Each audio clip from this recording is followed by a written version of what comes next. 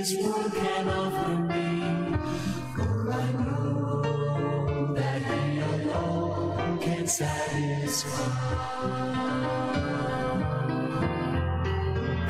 Just to know He's leading in my life is worth everything that I might sacrifice. Oh, I want Jesus more than anything. Take nothing that I might want, and all the things that seem so dear. I'd rather have Him than any praise that men may give to me.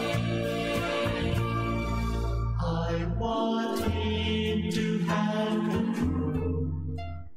Magandang umaga po sa ating lahat. Kumusta po tayo sa araw na ito ng Lunes? Panibagong linggo at last week na po ito ng month of January. Good morning po and welcome from sa ating po morning devotion, Insight from His Word. Ito po yung kaibigan, Pastor Ray Sarsuela Chaspa ng Northside Baptist Church dito po sa siyudad ng Davao City. Stay down. God bless you. Angels waited on His every call, but one day I saw Him all alone on a road to death and untold agony. Just for me He suffered. Oh, what a price to pay. Take the fame that I might want, and all the things that seem so dear. I'd rather have Him than any praise that men may give to me. I want Him to have control and be the breath of life in me. I'd rather have Jesus, I'd rather have Him than anything. As I go on, fly with Thee, there can be no other way. I want Jesus. I want Jesus. Oh, I want Jesus more than anything.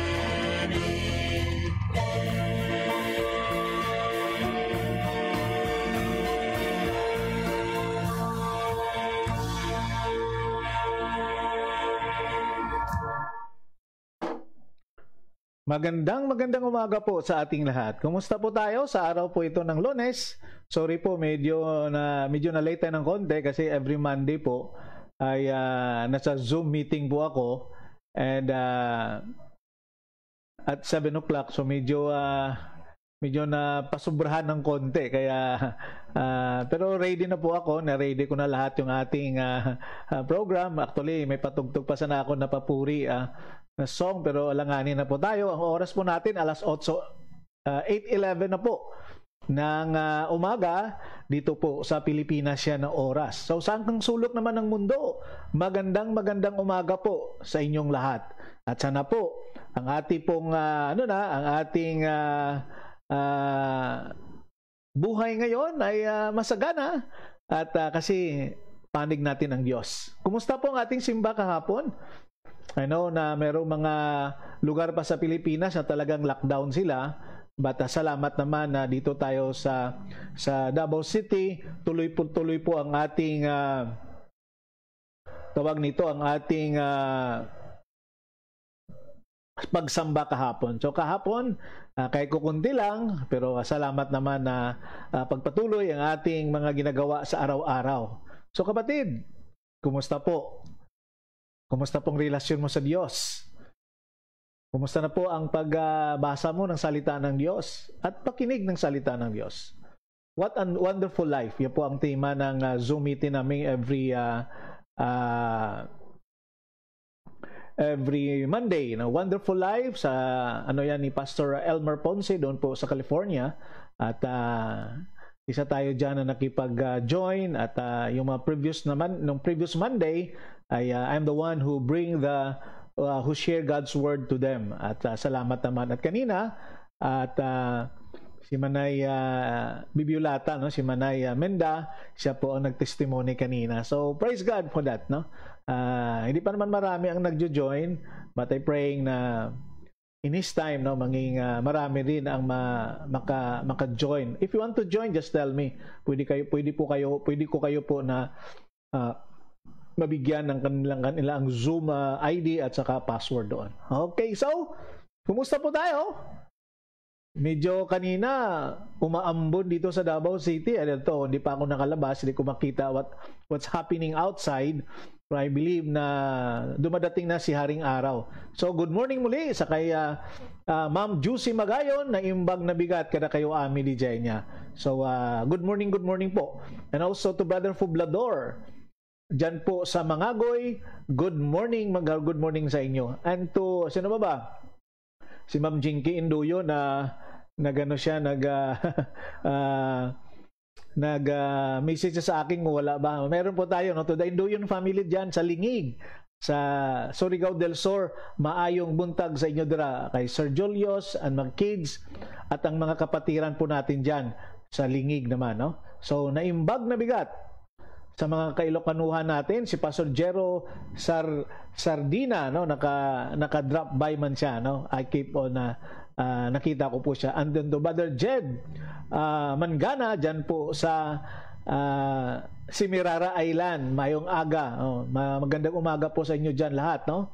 At kay Pastor Florence Sumatra, magandang umaga din po diyan sa Mangalkal, sa may Carmen, Davao del Norte. So thank you so much. Tuloy-tuloy natin po ang ating morning devotion, Monday to Saturday, alas 8 po tayo at bukas medyo maaga tayo siguro ng mga 15 minutes kasi magpatugtog tayo ng mga Tagalog songs, no? Tagalog na papuri na para hindi tayo masita ng Facebook kasi pag English mayroon siyang binibigay na warning na may mga copyright, pero pag Tagalog medyo okay yan, no? So good morning po sa inyo muli. God bless you. And to Ma'am Jinky Induyon, good morning Pastor. Gagaina pa kami gahulat sa imo. Sorry. Kasi basta Monday meron pa akong alas 7 kasi nagsisimula. Yan, so nagjo-join muna ako doon, no? Kasi part din ako doon at medyo nung nakaraang Lunes medyo maaga kanina kasi medyo no. So thanks God sa tanan nga naghatag niya og kaluwasan. God bless Pastor ug amping kamutanan dinha. Regards kang Ma'am Guapa and kids. Thank you Ma'am. Ako sa imo pod mga gwapo dira kay wala man kay gwapa. May naaday si Jen na. Okay, God bless you. And also to Sir Julius Induyon, good morning po. And God bless you, no. And Induyon family, we miss you na diha, no. Praying that God will allow us to return to Lingig with my family. Thank you so much, and to all the brethren, mga kapatiran po natin dyan sa Lingig Fundamental Baptist Church, and to your pastor, si Pastor Jos, no? Ang kanilang bagong at ang kanilang bago at ulitaw nga pastor, no? Unta na sa makapangasawa, sir? Dira sa inyo sa Lingig, no? Okay, so God bless you sa lahat po natin na mga nagtutune in ngayon. Hindi ko man kayo makita, pero i-try ko na makita kayo, no? Ang mga dumadaan lang, no? Makikita naman yan dito, no? Okay, so okay, yan po, no? Ang ating mga nakikinig sa atin, itong ating insight from His Word. At ang ating pong meditation sa umaga ito, I hope that you're excited. Psalms 80 na po tayo, verses 14 to 19 ang ating pong meditation sa umagang ito. Okay, so babasahin ko sa inyo po ang Psalms 80 verses 14 to 19. Come back, we beg you, O God of heaven's armies. Look down from heaven and see our flight. Take care of this grapevine that you yourself have planted, this son you have raised for yourself. For we are chopped up and burned by our enemies. May they perish at the sight of your own throne. Strengthen the man you love, the son of your choice. Then we will never abandon you again. Revive us so we can call on your name once more.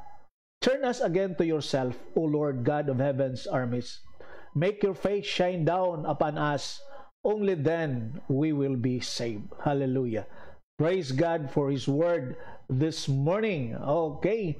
So, Pastor Jason, dili pala, si Josh. Pastor Jason Lipaw-Lipaw, Pastor. Okay, God bless you. Pastor Jason, Pastor Jess, okay? Nananay uyab, sir. Kung wala uyab, pangitaan nato da uyab. And also to my batchmate, Mary Grace Salye Serrano, good morning. Good morning, no? Good morning sa imo, Grace. Wala na si Emily naka-tune in, So, ang amo isa sa mga classmate namon sa high school from Sipalay Mines. Yan, taga Sipalay kasi ako. So, doon ako lumaki at nakapagtapos ng high school hanggang sa nag-retire ang papa ko po sa Mina at pumunta ng Bacolod City. So, good morning! Good morning po. Before we go on, mag-pray muna po tayo. Lord, salamat for this beautiful morning that you have given to each one of us. Thank you once again, Lord, that we could still breath. We could see your goodness and faithfulness to our lives. Panginoon, salamat po sa biyayang natatanggap po namin sa araw-araw sa pamamagitan ng iyong salita. Mga blessing, Panginoon, na hindi ito makuha sa amin. And Lord, in our own humble beginning, Lord, we ask forgiveness of what we committed every day. But thank you, Lord, for forgiveness of sin. That once and for all, you died on the cross and saved us from the wrath of sin. Salamat, Lord, sa kapatawaran. Thank you, Lord, for the gift of salvation. And thank you, Lord, for brethren, friends of ours, who keep on listening to this program, Insight from His Word. I pray, Lord, that this ministry will continue until you come. And I pray, Lord, that we could get blessing from your words every day, because our relationship to you is the best gift, the best blessing that we receive in our lives. Lord, we pray that this ministry could glorify your name and justified us and soul saved through your words. Lord, this morning I pray for Pastor Arnold Bansilan, preparation, Lord, sa kanyang operation bukas. I pray, Lord, that we should help him, ang kanyang family, na maging successful po ang operation niya bukas. Ngayon po, i-admit na po siya sa San Pedro Hospital. Thank you, Lord, for provision na binigay mo po sa kanya. I pray also, Lord, for Pastor Notarte. Continue to be with him. Continue to sustain him, Lord. Pastor Garubelio, Panginoon, I also praying for him doon po sa Guimaras. I also pray, Lord, for the husband of Luisa Gamayon, si Florence, na nalipat siya, Panginoon, sa isang hospital, preparation sa kaniyang operation din, Panginoon. Lord, give them strength. Mawala yung takot. Kasi minsan, Lord, nakakahiya na we pray, sinasabi namin, we trust you, we have believed, and yet, deep inside, meron kaming takot sa puso namin. Alam ko, Lord, tao lang kami, minsan may ganon, but we pray, Lord, na hindi lang po ganon ang aming alibay o aming mga reason, but to give 100% trust ang pagsalig sa imo, Ginoo. I also praying, Lord, for Wonderful Life Ministry, to the initiative ni Pastor Elmer Ponce. I pray, Lord, that more Christians could join this, at ang kanyang desire sa buhay, Panginoon, to put up a Bible school for a full-time pastors na nasa field na ngayon and wants to have upgrading of their ministry. Lord, bigay mo ito, Panginoon, sa amin. Ang bawat pamilya, Lord, na nakikinig sa umagang ito, I pray, Lord, for Induyon family, si San Julius, si Ma'am Jinky, and the kids, si Jen, Panginoon, doon sa Butuan. I pray, Lord, for safekeeping to them. their needs araw-araw, Panginoon. At more ang kanilang spiritual life na maging subordinate, maging tulong sa pastor nila doon, sa kay Pastor Jason. Lord, I pray that lumago ang kanilang panampalataya sa iyo at marami pang mga tao na makarinig sa iyong salita. I pray, Lord, for them, ang kanilang anak na still waiting na maka-apply for work sa barko, Panginoon. Si Sir Julio sa kanyang trabaho sa araw-araw, a frontliner, nagbibisita ng mga clinic, barangay clinic ng Lingig, Panginoon, Surigao del Sur. I pray, Lord, for them, si Ma'am Jinky sa kanyang physical na situation, Panginoon, and hoping that they could come to Davao for check-up, Panginoon. I-provide ang needs at ang oportunidad. I pray also, Lord, for the Mangagoy brethren also under the leadership of Pastor Espero, Panginoon. Ang mga kapatiran doon. Magayon family, also pray for them. Kanyang mga anak na malayo sa kanya, Apo, O Lord, be with her. I pray also, Lord, for the brethren in Simirara, Brother Jed, ang kanyang family. O Lord, have mercy on them. Provide also their needs. May Maninoy, Felix Oxenia Jr., Panginoon, doon sa Calaca, Batangas. Praying for them also, Lord. Kanyang patapos ang kanyang trabaho doon po at plan to return to Bacolod and to be with their children and apo, Panginoon. I pray also, Lord, for the sister of Tutong Delcano, sa cancer, Panginoon, ingatan mo rin po kanang pamilya ni Brother Tutong doon sa Kirian. And I also pray for him sa kanyang trabaho sa barko, Panginoon, safekeeping, at tulungan mo siya, Panginoon. Also for Sharon Gabion na ang kanyang tam na mayroong nagnanam, Panginoon, may ang therapy niya, Panginoon. I pray, Lord, for that. And all of those people have been praying for us. I also pray for Sister Sally doon, Panginoon, sa Canada, sa Ontario, Panginoon. I pray, Lord, for her spiritual life to grow with her children. Dalawa niyang anak, Panginoon. Ang trabaho nila, Panginoon, ingatan mo po sila. At minsan may edad na, may mga pain or may mga feelings sa katawan, Panginoon. But I pray for that. Thank you, Lord, for her generosity also. I pray for Northside people, Lord. I pray for them. It's family and individual. My family also, my wife who is doing an online class as of now. And si Casey na ang kanyang appointment, Panginoon, na maibigay na Panginoon sa kanya. Thank you for those who've been helping her. But also for Ading sa kanyang pag-aaral na ngayon po ang kanilang semestral break. I pray also, Lord, for Jem and Mats, araw-araw na ginagawa with their kids, sa Ate Pebolos and si Ading Nice. Lord, I pray for them, the Matuti family, also praying for them, Lord. So thank you so much, Lord, for that. And give us joy as we continue our meditations araw-araw, Panginoon. At ang mga nakikinig sa ministry na ito, Panginoon, bless them, Lord. Maybe I could not mention them, but thank you for them. At tulungan mo po sila, Panginoon. So we commit everything to you today. In Jesus' name we pray. Amen. Okay. And it's a pleasure, no, na makapray sa inyo. And also to Sister Ronia Nazarino Arsina, God bless you. Okay, tuloy-tuloy na po tayo sa ating meditation sa umagang ito, no? At Psalms 80 verses 14 to 19. Yan po ang ating binasa kanina, no? You know what? As we look chapter 80, mayroong dalawang bagay diyan na makikita natin. One is return, dalawang importante na words na mababasa natin sa Psalms 80. One is return. Okay? And then ang word po na iyan, no, makikita natin that mabasa natin yan sa verse 14, no? Ang sabi diyan sa King James Version, return, we beseech you, O God of hosts. Look down from heaven and see and visit this vine.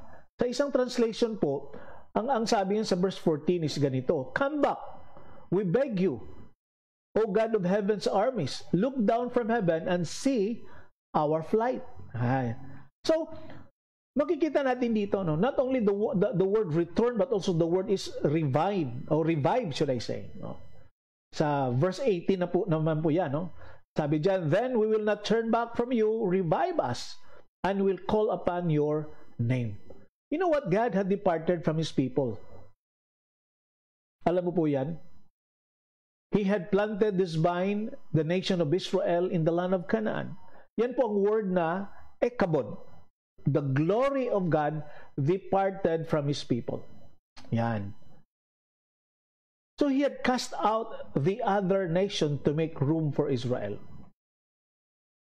The vine took root and began to bear fruit. And also to Pastor Raydan Diretso, dyan po sa Batangas. Mayong aga gid sa imo dira, Pastor. God bless you, ha. Ingat-ingat sa imo nga pagmotor.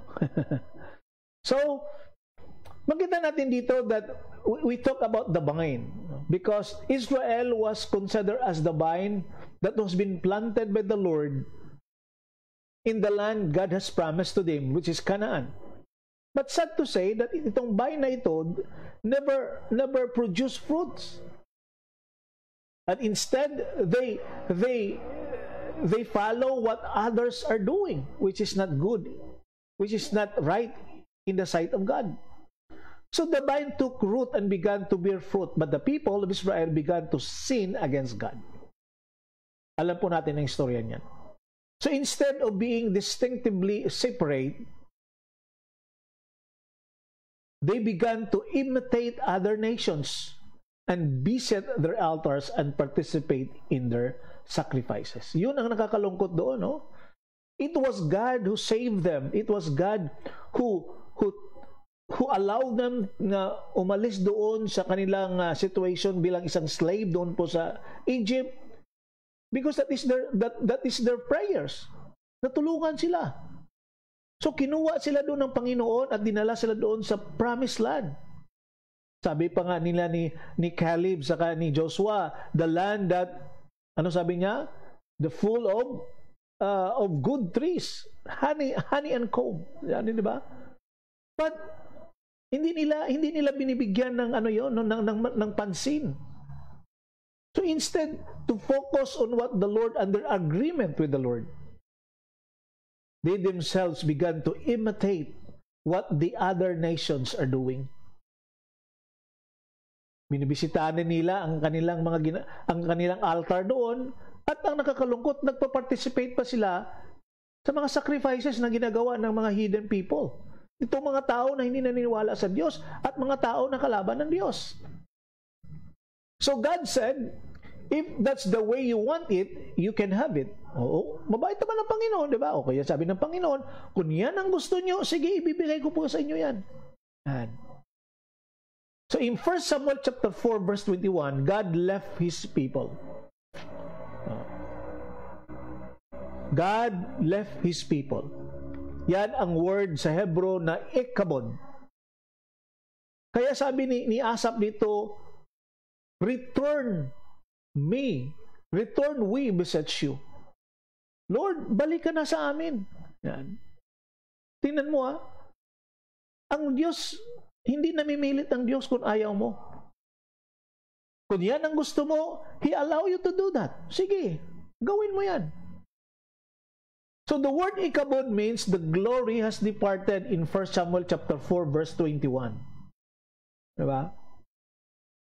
And even Jesus give also a promise in Hebrews chapter 13 verse 5, I will never leave you nor forsake you. Pero minsan, sabi ko nga, hindi na nagmakaawa ang Diyos na huwag kang aalis at nagpaiwan ka.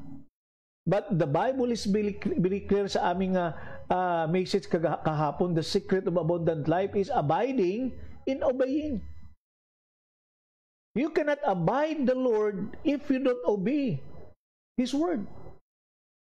Diba?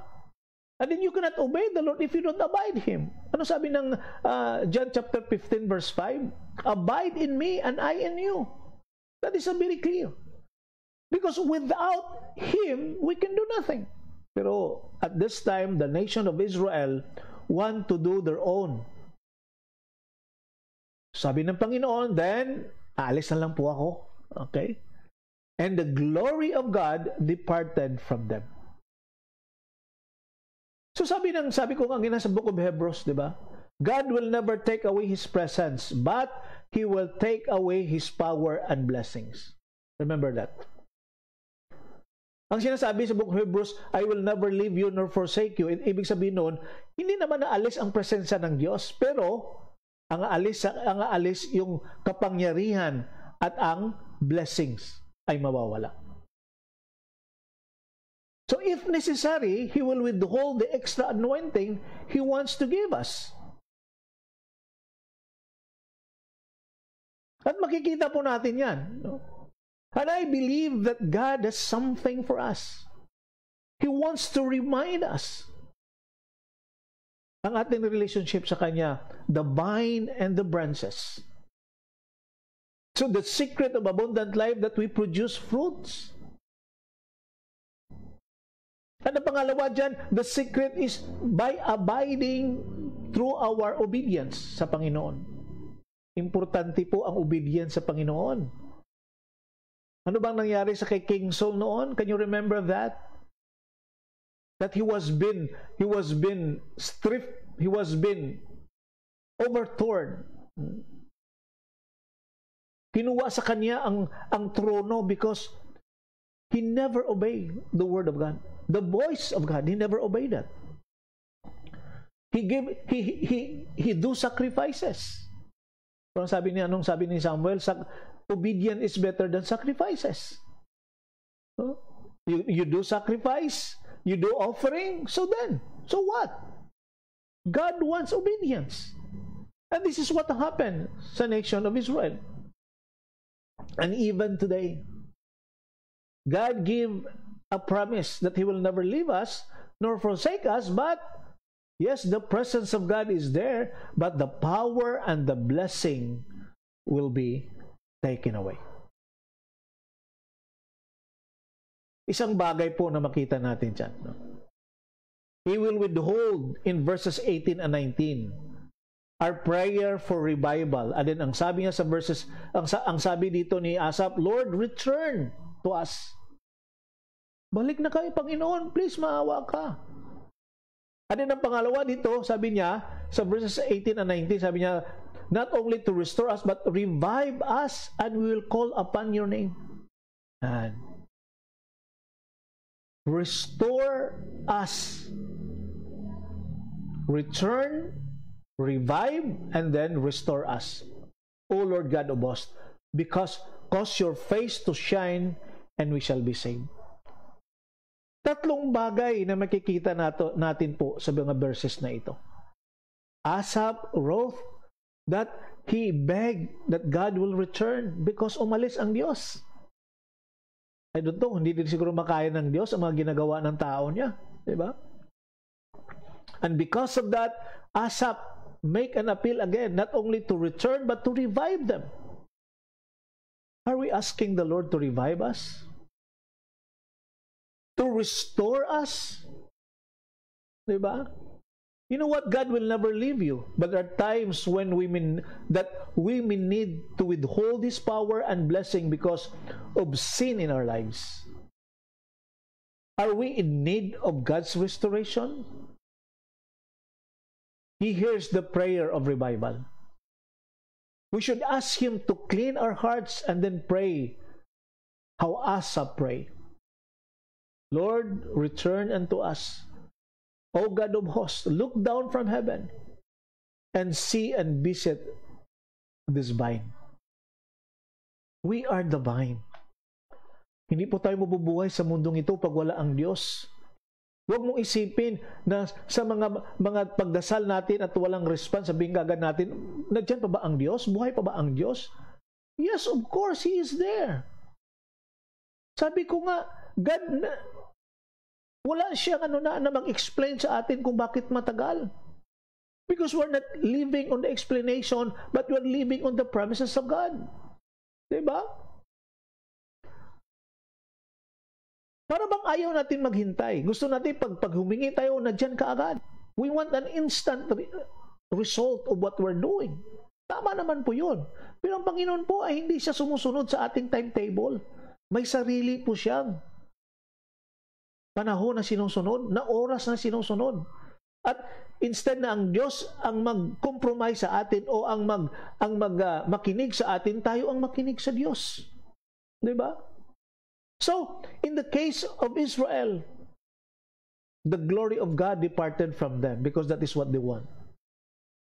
Maybe hindi naman sinasabi nila, nag-request sila na ganun, but the way they are doing, sa action na ginagawa nila, parang walang Diyos. Diba? And Asaph, not only that he requests that God will return, but to revive them. Marami sa atin needs revival sa buhay natin. And after the revival, we want restoration in life.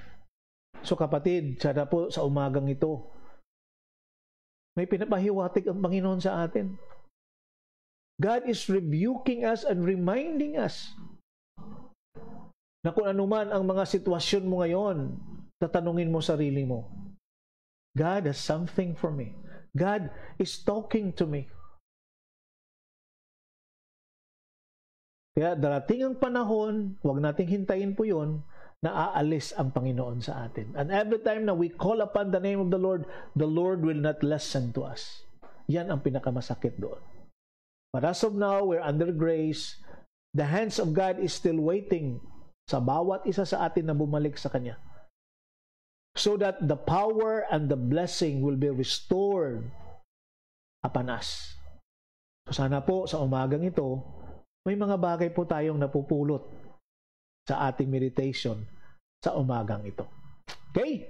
So, good morning to Pastor Randy Ritisa and yes, to Pastor Ray Dan Mayunggi Diretso. Okay. And kita-kita tayo bukas ha. Bukas on time na po tayo. At sasamahan niyo po ako. Okay? And also to Sister Rhoda Gatilogo, good morning po sa inyo. At pag hindi po kayo maka-join ng live, you could do it naman sa replay, no? And kindly share this to your Facebook and da-download ko rin po ito sa ating YouTube channel. Okay? Just look for Ray Z. Chespa at pakinggan nyo po doon. Muli, ito po yung kaibigan ng Pastor Ray Zarzuela Chespa ng Northside Baptist Church dito po sa siyudad ng Davao City. Pakinggan natin ang ating awitin sa umagang ito. When answers aren't enough, there is Jesus.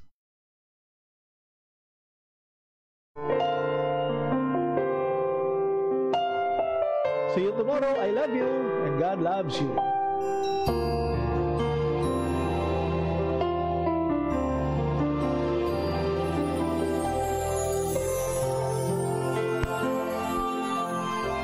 Binabati ko rin ang aking brother-in-law, no? Si June Bayaksan.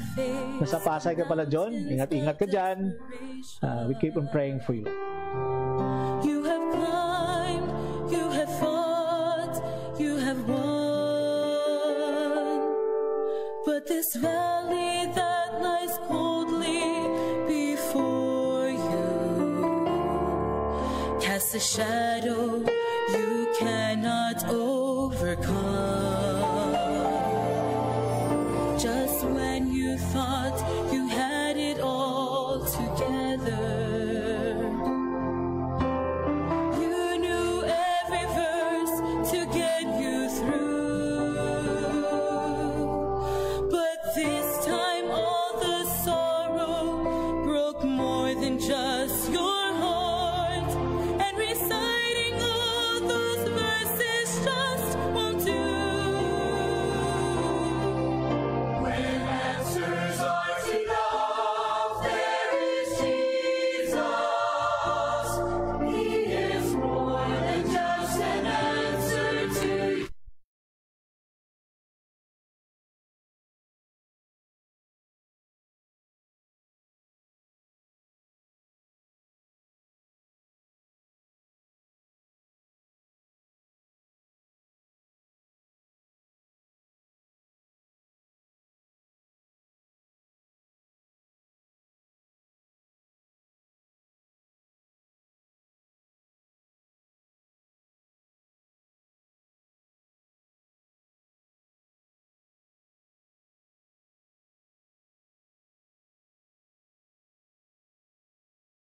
can lead you from here. And as your pain